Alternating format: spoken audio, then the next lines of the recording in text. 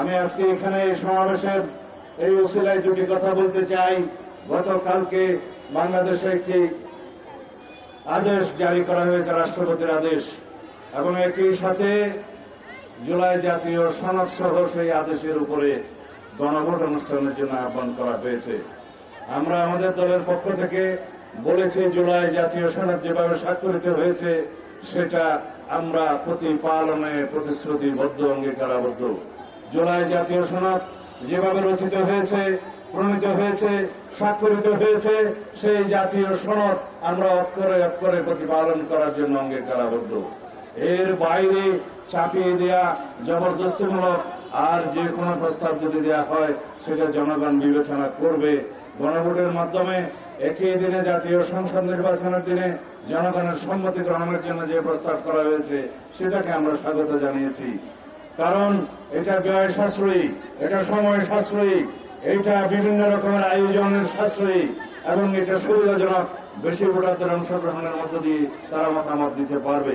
তবে এটা আমাদের মনে রাখতে হবে, গণভোটের মধ্য দিয়ে আইন প্রণয়ন করা হয়ে যাবে না, গণভোটের মধ্য দিয়ে সংবিধান সংশোধন হয়ে যাবে না।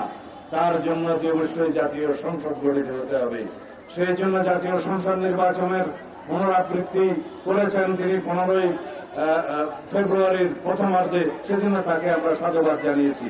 কারণ আমরা অবশ্যই আগামী ফেব্রুয়ারির প্রথমার্ধে জাতীয় সংসদ নির্বাচন অনুষ্ঠান হোক, সেটা চাই। এই জাতি চায়, আমরা ভোটাধিকার প্রয়োগ করতে চাই।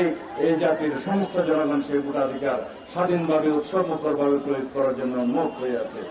আমরা মনে করি বাংলাদেশে সেই জাতীয় সংসদের সার্বভৌমত্ব যাতে খোঁটা না হয়, সেজন্য আমরা কোনো আরোপিত আইন দিয়ে, আদেশ দিয়ে, যে কোনো রকমের জবরদস্তিমূলক প্রস্তাব দিয়ে জাতীয় সংসদের সার্বভৌমত্বকে আমরা হস্তক্ষেপ করাতে দিতে চাই না।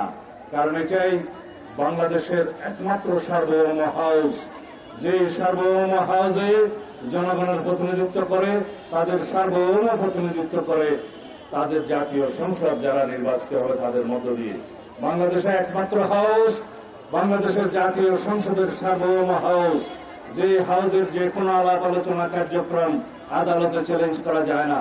সেই জাতীয় সংসদের সার্বভৌমত্বকে ডিকটেট করানোর মতো কোন প্রস্তাব, কোন আরোপিত বিষয় থাকতে পারে না, সেটা আমরা পুনরুচ্চারণ করছি। ধন্যবাদ আপনাদের সবাইকে।